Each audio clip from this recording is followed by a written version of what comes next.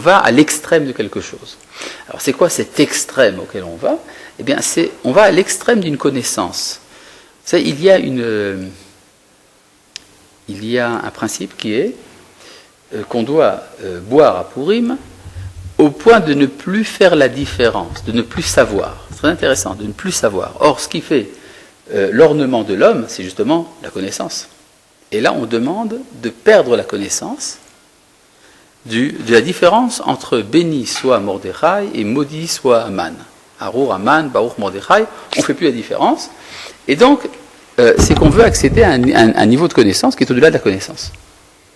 On va revenir là-dessus tout à l'heure. Je reprends une halakha intéressante. Vous savez qu'il y a une halakha qui est que on ne fait pas le Hallel à Purim. À chaque fois qu'il y a une fête de libération, on fait le Hallel. À Pessah, on fait le Hallel. Hanouka, on fait le Hallel. Yom HaAtzmaut, on fait le Hallel. Et à Purim, on ne fait pas le Hallel. Alors, il y a 3 opinions chez les Chachamim, dans la Gemara, à propos de cette question. Pourquoi est-ce qu'on ne fait pas le Hallel à Purim? Alors, il y a 3 réponses qui sont données. Oui, vas-y. Parce que c'est un miracle qui s'est fait en dehors d'Eretz Israël, donc on ne peut pas se réjouir. C'est vrai. Deuxièmement. C'est tout? Hein? Quoi par rapport à la Torah? Que quoi? Oui, mais Hanouka aussi, c'est pas écrit dans la Torah, on fait le Hallel quand même. Non, c'était tout l'âme Israël, l'Afka. La deuxième raison, c'est parce que on n'a pas accédé à l'indépendance. La Gemara dit, on ne peut pas dire Alléluia, Alléluia, Avdei Hashem, louez vous autres les serviteurs de Dieu lorsque nous sommes les serviteurs de Hachvérosh. C'est-à-dire, on ne peut pas faire le Hallel si l'événement n'a pas entraîné l'indépendance politique. Tandis qu'à Hanouka, il y a eu indépendance politique. À Yom HaAtzmaut, il y a eu indépendance politique. À Pessah, indépendance politique. Donc on fait le Hallel. Mais quand il n'y a pas d'indépendance, pas de Hallel qui tienne. D'accord? Et donc, ça c'est la deuxième raison. Et la troisième raison, c'est que, dit la Gemara, la Megillah sert de Hallel. Ah bon? La Megillah sert de Hallel. Ça veut dire quelque chose de très fort. C'est-à-dire qu'on ne peut pas dire le Hallel, on est obligé de raconter les récits de la Megillah. C'est-à-dire que la Megillah raconte quelque chose de problématique, la livraison de la royauté d'Israël aux nations. Et ça remplace le Hallel. Voyez-vous. Mais il y a quelque chose de très fort qui s'est révélé à ce moment-là, c'est l'éternité d'Israël. Parce qu'il y a une petite question que je voudrais vous poser. Vous connaissez le texte de la Megillah? Vous connaissez le texte de la Megillah, n'est-ce pas? Mais oui, il y a un verset à la fin de la Megillah qui dit comme ça.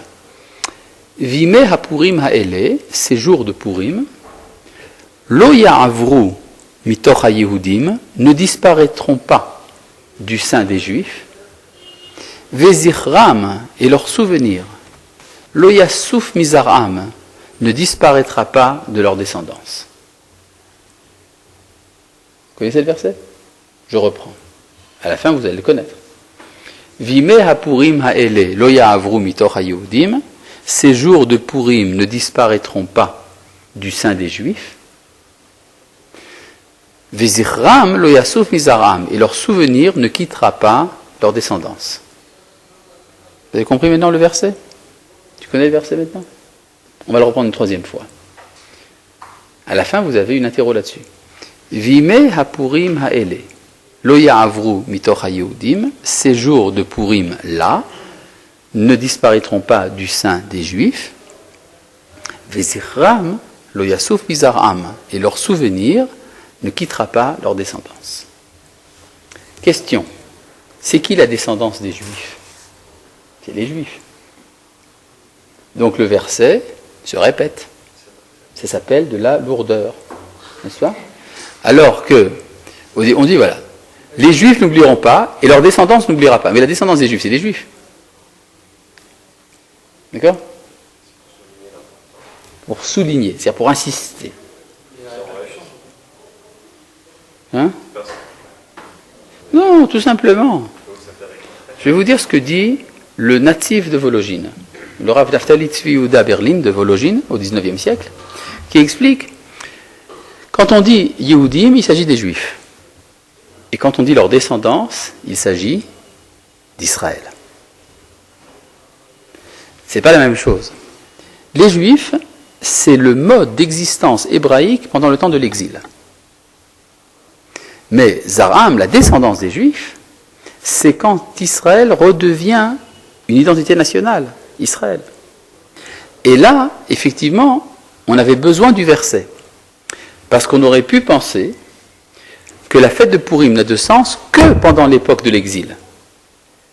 Vous savez qu'il y a des communautés pendant la Galoute qui ont eu des délivrances. Il y a eu des communautés comme ça, qui ont eu des délivrances, et à chaque fois qu'il y a eu une délivrance dans une communauté, on faisait un Pourim. Il y a le Pourim de Francfort, il y a le Pourim de Carpentras, il y a le Pourim d'Alger. Vous avez entendu parler de toutes ces fêtes-là? Ça existe? Non, vous n'avez pas entendu parler? Mais oui, le Pourim de Carpentras. Vous ne connaissez pas le Pourim de Carpentras? Très belle fête. C'est une fête de Pourim qui était en usage chez les Juifs de Carpentras. C'était au début du mois d'Adar, quelques jours avant Pourim. C'était quoi cette fête? Il y avait un décret du cardinal du coin, parce que Carpentras appartenait au pape. Il y avait un décret d'expulsion contre les Juifs de la ville de Carpentras. Tout le monde était très embêté, qu'est-ce qu'on allait faire, etc. Bon, en tout cas, Pourim approchait, et donc les Juifs de Carpentras faisaient une représentation de Pourim sur le parvis de la synagogue, et ils faisaient des répétitions. C'est-à-dire, la petite troupe théâtrale faisait des répétitions en prévision de Pourim. Et il y avait une fille qui jouait le rôle de la reine Esther, qui se prosterne devant le roi et qui l'implore de sauver son peuple. Au moment où ça doit se passer, le cardinal en question arrive sur le parvis de la synagogue. Et la fille en question, qui croit qu'elle a devant lui celui qui joue le rôle d'Assuérus, tombe à ses pieds et elle implore en faveur de son peuple. Alors très ému, finalement le décret est aboli, etc. Et donc les Juifs de Carpentras faisaient chaque année une petite fête de Pourim, ce jour-là. D'accord? Belle histoire, non? Histoire vraie en plus. Maintenant, ce qu'il y a, c'est que ces fêtes-là, on peut dire que la fête de Pourim aussi est une fête de ce genre. C'est au sein de l'exil, quand ça va très mal, alors de temps en temps on se réjouit de ce qui se passe. Mais une fois l'exil terminé, une fois que c'est les descendants des Juifs, c'est-à-dire Israël qui revient sur sa terre, quel est le sens d'une fête de ce genre? Voyez-vous? Mais pourquoi s'en rappeler justement? À quoi bon se rappeler? Si imagine par exemple quelqu'un était hospitalisé, ça allait très mal, et puis à un moment ça a été encore plus mal. Alors il va fêter sa sortie du moment plus mal ou sa sortie totale de l'hôpital? Il va fêter le moment où il est sorti complètement. Donc, si on est sorti complètement de l'exil en 1948, c'est ça qu'il faut fêter. À quoi sert la fête de Pourim qui est un événement au sein de ça? Pourquoi s'en rappeler? Bon, s'en rappeler, d'accord, mais pourquoi faire une fête? Alors, la réponse est très simple. Pas très simple. La réponse est que il s'est révélé, le jour de Pourim, quelque chose qui n'appartient pas à l'exil. Quelque chose qui dépasse les époques historiques. Qu'est-ce qui s'est révélé? Qu'Israël est indestructible. C'est-à-dire, quand quelqu'un a tenté la destruction totale, eh bien, ça a échoué, il n'a pas réussi. Ça veut donc dire qu'il s'est révélé qu'il y a eu un moment il y a eu un moment où on a compris que nous étions une trace de l'éternité dans l'histoire de l'éphémère, si vous voulez. C'est-à-dire les nations apparaissent et disparaissent, et puis vient un moment où, se révèle qu'il y a une nation parmi les nations de la Terre qui est porteuse de l'identité éternelle de l'homme, et ça va disparaître. Donc ça n'appartient pas forcément au temps de l'exil, ça appartient à toutes les époques. Par exemple, aujourd'hui aussi, nous vivons une époque où nous sommes en risque de Pourim. Vous savez, il y a aujourd'hui en Iran quelqu'un qui veut faire la même chose, et c'est la même tentative. C'est la même tentative d'extermination en un jour. Il veut nous exterminer en un jour. Et d'ailleurs, quelqu'un m'a dit hier dans une Brit Mila que Ahmadinejad c'était la même gematria que Aman Agagi. Ouais, enfin bon, peu importe. Ah, ça vous impressionne, hein? Quand c'est des chiffres, ça y est, c'est impressionnant. Comment? fallait le trouver. Bon, d'accord, ben, on l'a trouvé. Et ça se passe justement au moment où Israël est déjà revenu sur sa terre. Donc, si un événement de ce genre peut se passer, il passe indépendamment du fait si c'est pendant l'exil ou au moment du retour. C'est ce qu'on appelle le Netzach Israël, et donc ça appartient à toutes les époques. C'est la raison pour laquelle il faut perpétuer la fête de Purim pour l'éternité. Jusque-là, vous me suivez? Très très bien. Bon.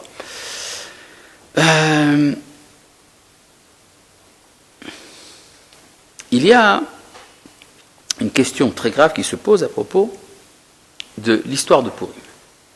Et là, je voudrais rentrer dans le... Vous connaissez l'histoire de la Megillah, hein? Vous connaissez, hein? Ça comment... Qu'est-ce qui a entraîné le décret de Haman, hein? Pourquoi est-ce que Haman a voulu détruire le peuple juif, hein? Pourquoi? Parce que Mordechai ne s'est pas prosterné. Voilà. Donc ça, c'est l'événement clé. Mordechai ne se prosterne pas, ça met en fureur Haman qui décide de détruire le peuple juif. Moi, je vais poser une question toute bête. Mais pourquoi est-ce que Mordechai ne voulait pas se prosterner devant Haman alors que c'était un ordre du roi qu'il fallait se prosterner devant Haman? Il y avait des idoles ou ça? Près du roi, il y avait des idoles. Près d'Haman? Il y avait des idoles près d'Haman?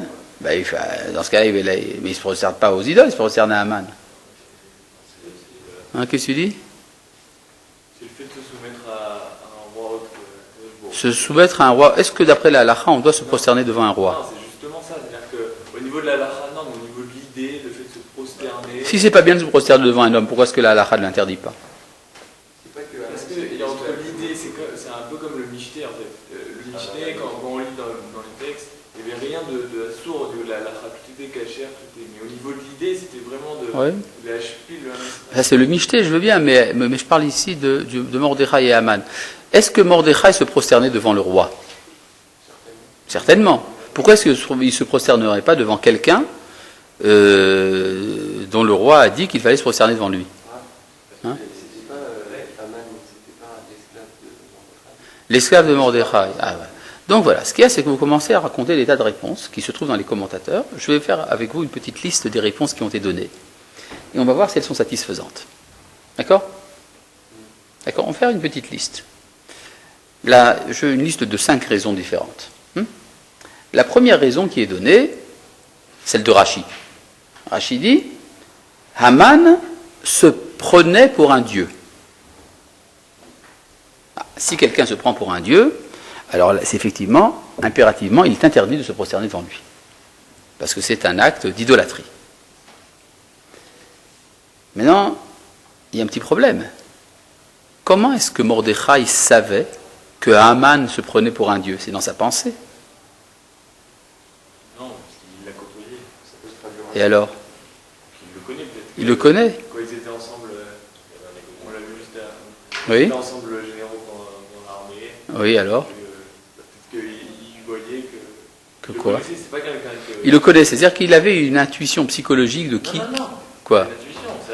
C'est Haman lui a dit un jour, au moment du repas, comme ça, entre deux gamelles, il dit, tu sais, je suis un dieu.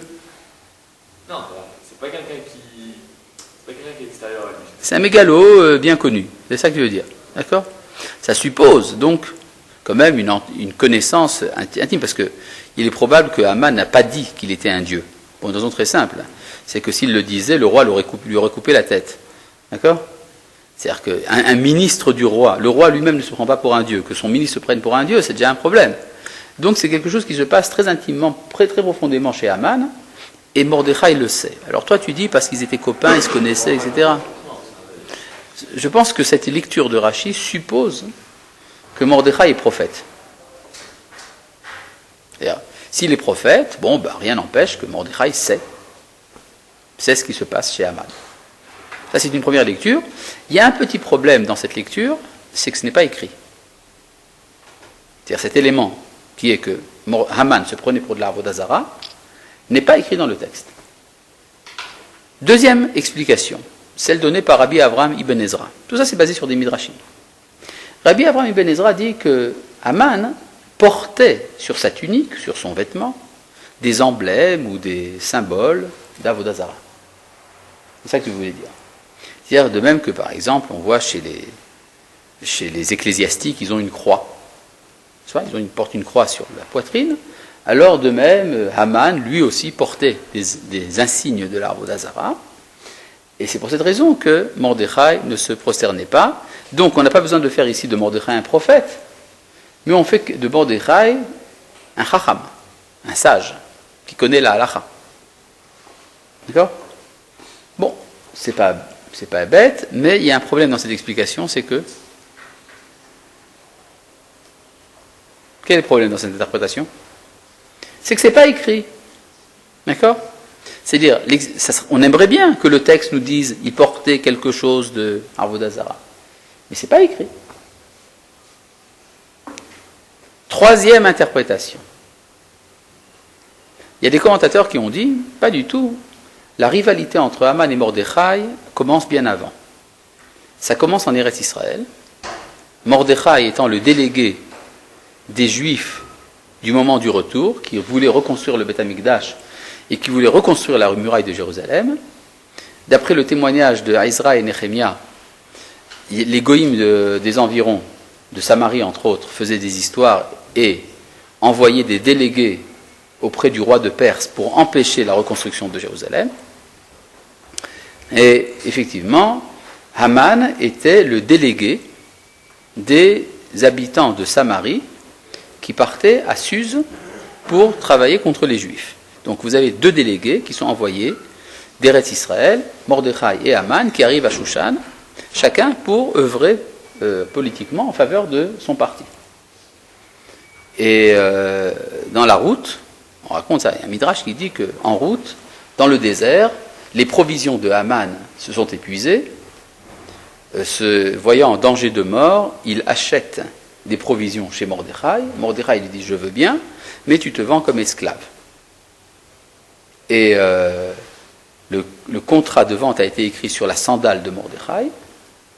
Et donc Mordechai avait une carte contre Haman. Si quand Haman passait, Mordechai levait un peu sa sandale pour le faire bisquer. Et donc Haman ne pouvait rien dire, donc il rageait à l'intérieur, etc. Donc, si c'est vrai ce que je dis là, Mordechai n'est ni prophète ni sage. Il est un activiste sioniste, un homme politique sioniste, qui travaille pour Eretz Israël. D'accord ? Et c'est sur l'arrière-plan de cette rivalité politique que Haman refuse de se prosterner, que Haman veut détruire Mordechai et son peuple. Jusque-là, c'est clair ? Oui ? Dans l'Antiquité, c'était très important. Hein ? Qui étaient esclaves, qui étaient maîtres et tout, si c'est vrai cette histoire de sandales et de contrats, Oui. je pense pas qu'il ait pu accéder aussi au poste. Ah, personne ne savait qu'il était esclave. C'était un secret. Ça aurait pu être le jeu de Mordechai. Oui, alors Mordechai attendait le moment propice pour que Haman monte et le faire descendre. C'est-à-dire, tandis que s'il avait tout de suite dit qu'il était esclave, alors les habitants de Samarie auraient envoyé quelqu'un d'autre. Mais à ce moment-là, Haman, c'est pas ça qui l'a fait chuter Haman, c'est Esther qui l'a fait chuter Haman. Mais Mordechai. Oui, non, mais ce qui nous importe ici, c'est pas de savoir qui c'est qui a fait chuter. Ce qui nous intéresse, c'est de savoir pourquoi est-ce que Mordechai ne se prosterne pas. J'ai compris, mais ma question, c'est pourquoi Mordechai il a fait utiliser ça pour sauver le peuple d'Israël. Pourquoi il n'a pas fait ça pour sauver le peuple d'Israël ? Je ne sais pas. Je n'ai pas toujours de réponse à tout. Mais en tout cas, ce qui me chiffonne, moi, dans l'interprétation, la troisième interprétation que je viens de vous donner, c'est quoi ? Qu'est-ce qui est gênant dans cette interprétation ? C'est que ce n'est pas marqué. Ce n'est pas marqué. C'est-à-dire, on aimerait bien que le texte soit un peu plus explicite, mais il semblerait que la Megillah fait tous les efforts possibles pour qu'on ne sache pas la véritable raison pour laquelle Mordechai ne s'est pas prosterné devant Haman. Quatrième interprétation.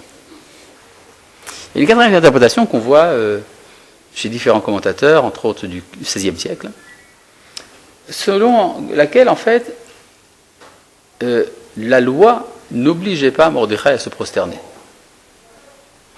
Parce que Mordechai était le dirigeant de la communauté juive de Shushan, et il y a une loi qui était en cours, d'ailleurs dans l'Empire ottoman, mais très souvent chez les empereurs pendant l'histoire, c'est qu'on ne demandait pas, il y avait une exemption particulière des Juifs de se prosterner, par respect pour le premier peuple qui a accédé dans l'histoire à la liberté.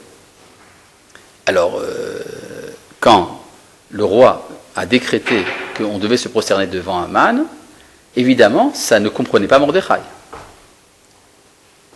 Et donc, non, parce que qui est-ce que Haman côtoie? Il côtoie des princes. Il côtoie donc des dirigeants. Entre autres, le prince de la communauté juive, qui est Mordechai.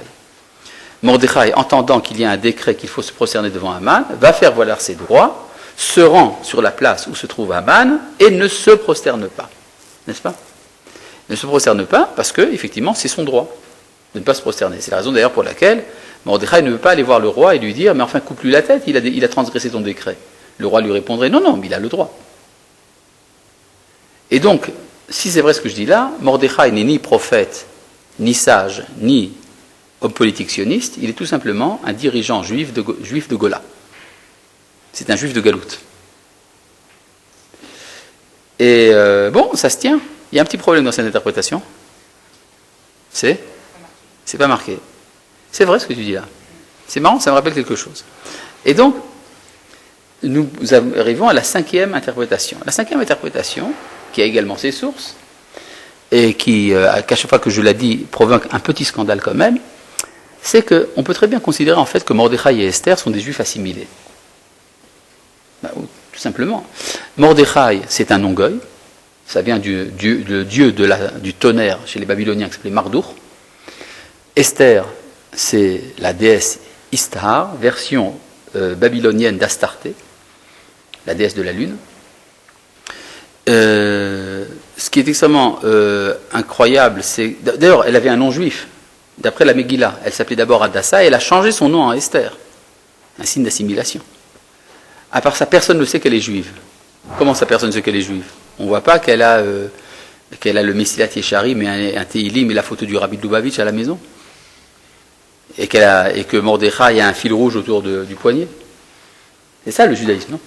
Et donc, il y a quelque chose qui ne va pas. Et Mordechai lui dit, attends, surtout, dis pas que tu es juive, hein. Ça va me faire des problèmes. Donc il y a ici quelque chose d'extrêmement assimilateur. Alors pourquoi est-ce que Mordechai ne se prosterne pas devant Haman, si c'est comme ça? Tout simplement parce que Mordechai a sauvé le roi. N'est-ce pas? C'est lui qui a dénoncé Bigtan et Teresh. Et c'est comme ça que le roi a été sauvé. Et donc Mordechai attendait de l'avancement. Et puis juste après cette histoire-là, le roi donne de l'avancement à Haman. Mordechai, vexé, ne se prosterne pas.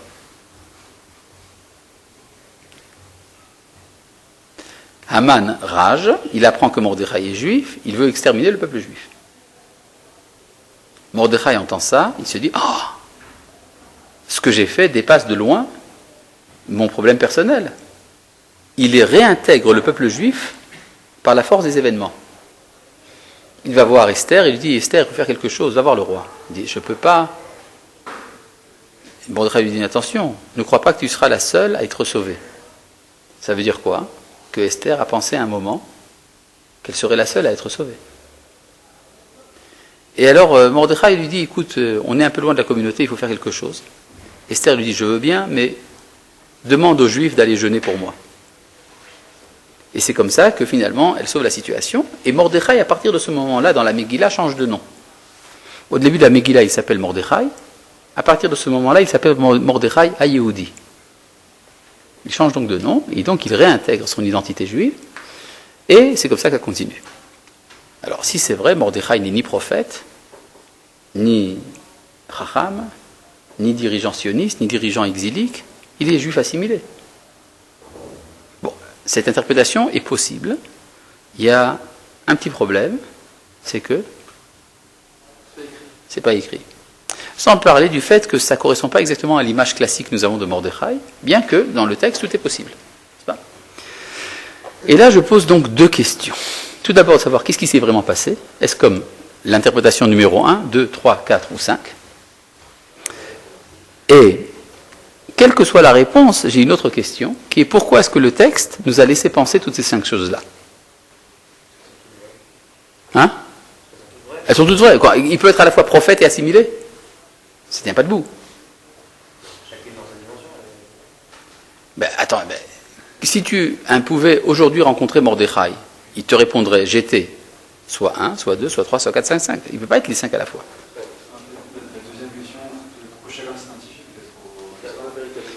Ah, ça voudrait donc dire que ce qui est important, c'est que chacun va lire la Megillah à partir du point où il est. C'est-à-dire, le juif assimilé va voir ça comme ça, le juif prophète va voir ça autrement, etc. Hein? Ça va lui tomber sous les... Un jour, il va comme ça trouver, je sais pas, à la gare. Il cherche des mots croisés, il dit j'en ai plus monsieur, mais j'ai ça. Voilà, ah, tiens, il va dire. Ah, c'est ça que ça veut dire. C'est-à-dire que c'est pas important. Ça veut dire qu'en fait, ce qui s'est passé historiquement, on ne peut pas savoir. Chacun peut prendre sa position.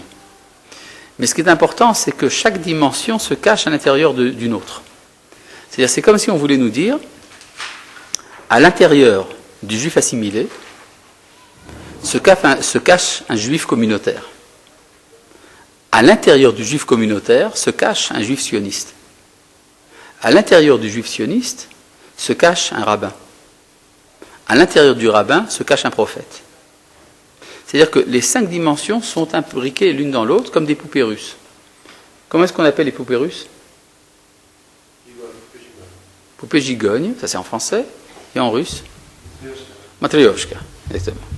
Contrairement à l'opinion commune en Israël, qui est que ça s'appelle babouchka, mais c'est pas vrai, ça s'appelle Matryoshka, absolument. Comment tu sais ça? Ah, tu le sais, bon voilà. Ah, c'est extraordinaire. Je suis heureux. Et donc en fait, c'est l'histoire des poupées russes. Ça veut dire qu'en fait, dans l'histoire de Megillat Esther, on apprend à découvrir ce qui est caché. Ce qui est exactement ce que veut dire le mot Megillat Esther, la révélation de ce qui est caché. Megillat, ça veut dire révélation. Esther, ce qui est caché. Alors ça répond à un autre problème qui se pose quand on lit dans la Megillah. Dans la Megillah, on voit que le nom, c'est une chose que les commentateurs ont mis déjà en évidence, le nom de Dieu n'apparaît pas. N'est-ce pas? Pourquoi? Parce que Dieu est partout. C'est-à-dire, si il y avait vous avez un texte dans lequel de temps en temps apparaît le nom de Dieu. Alors je vous demande où est Dieu dans le texte, ben voilà, il est là, là et là. Où est-ce qu'il n'est pas? Ben là où il n'est pas mentionné. Mais dans la Megillah, il est présent partout, donc il ne peut pas être mentionné du tout.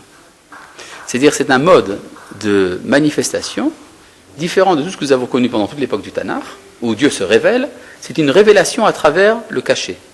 Et d'ailleurs tout le monde marche de cette manière. Esther se cache, sa véritable identité est cachée. La véritable identité de Mordechai est cachée. Haman aussi, il cache son identité. Même Achashverosh cache sa véritable identité. C'est-à-dire, il y a, si vous voulez, une sorte de scène de théâtre dans laquelle chacun joue un rôle de ce qu'il n'est pas. Il fait semblant d'être autre chose. Et donc, le créateur du monde, lui aussi, se cache dans le jeu de ce qui se passe. Pourquoi est-ce qu'il a fait ça? Tout simplement parce que c'est le dernier épisode de l'époque biblique.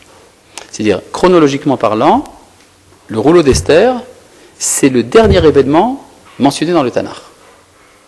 C'est-à-dire, et pourquoi est-ce que le Tanakh arrête à ce moment-là? Parce que c'est le moment où la Shekhinah va cesser de se manifester sur terre. C'est-à-dire, nous entrons dans une époque de l'histoire où il n'y a pas de révélation. Oui, mais alors ce sont des restes.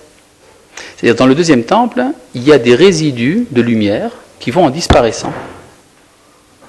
Et à l'époque du deuxième temple, la Shekhinah ne résidait pas. C'est-à-dire qu'il y avait... on va entrer dans un moment de l'histoire où il n'y aura pas de manifestation directe du Créateur, on n'aura pas de prophète pour interroger. Et donc, il était important de commencer l'histoire de la cachette par un événement biblique dans lequel on voit que Dieu agit à travers son cachement, si vous voulez, à travers son éclipse. D'ailleurs, c'était important. Donc c'est pour ça que ça s'est passé de cette manière.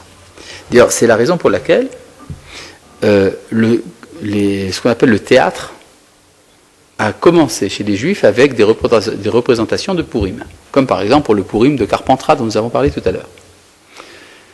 Vous savez qu'il y a chez les Goïm quelque chose qu'on appelle le théâtre. Ça vient d'où ça? De Grèce. C'est les Grecs qui ont inventé le théâtre. Et le théâtre, à l'origine, était quelque chose de très important, c'était quelque chose de religieux. C'était même, pourrait-on dire, sacrificiel. Il y avait un sacrifice qui était fait au théâtre, on représentait des dieux, il y avait des règles très précises comment le faire, etc. Et les acteurs portaient des masques. Comme des masques de Pourim. Et chez les Juifs, il n'y avait pas de théâtre. C'était très important chez les Grecs, et ça n'existait pas chez les Juifs. Pourquoi ? Parce que chez les Grecs, le mot théâtre, théatron, est à rapprocher du mot théoria, qui veut dire la vision. C'est-à-dire, le théâtre est le lieu où l'on va voir. Qu'est-ce qu'on va voir ? On attend que quelque chose se révèle pour être vu. C'est-à-dire, ce qu'attend le grec, c'est la révélation du divin. Mais cette révélation ne se produit pas. Alors, entre-temps, on va faire une pièce de théâtre. On va faire comme si. Mais c'est comme si, c'est du semblant. Imaginez un acteur qui joue Hamlet. Le public est enthousiaste, il trouve ça extraordinaire. À la fin de la représentation, les artistes viennent, ils se font applaudir, et l'acteur qui jouait Hamlet continue de penser qu'il est Hamlet. Qu'est-ce qu'on fait ? On l'hospitalise. D'accord ? C'est de la folie. C'est-à-dire, on sait très bien, quand on fait un jeu de théâtre, que l'on ne fait que faire semblant. On attend qu'une réalité se présente, elle ne se présente pas, alors entre-temps, on va jouer.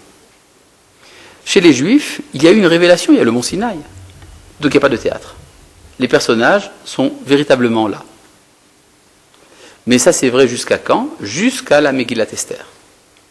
À partir du moment où il y a l'histoire de Pourim, alors ça change. Alors c'est là qu'on va faire du théâtre. On va pendant 2000 ans, même plus, faire semblant. Et il faut apprendre qu'on a le droit de faire semblant. C'est la Megillah qui nous l'apprend. C'est comme ça que ça marche. Pourquoi la fête tombe-t-elle le 14 du mois d'Adar ?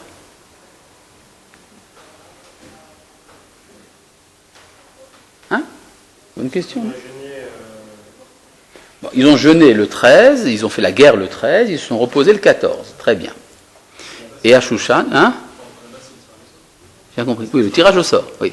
Pourquoi ça a commencé par un tirage au sort ? C'est-à-dire ça a commencé par le fait que Haman a décidé que la destruction des Juifs se ferait le 13 Adar, et donc on a fait la guerre le 13, on s'est reposé le 14, donc la fête tombe le 14.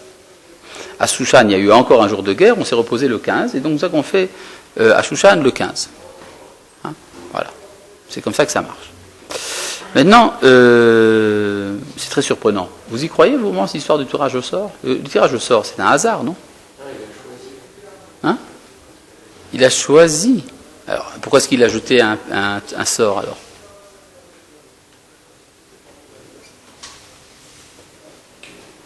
C'est les dés étaient pipés.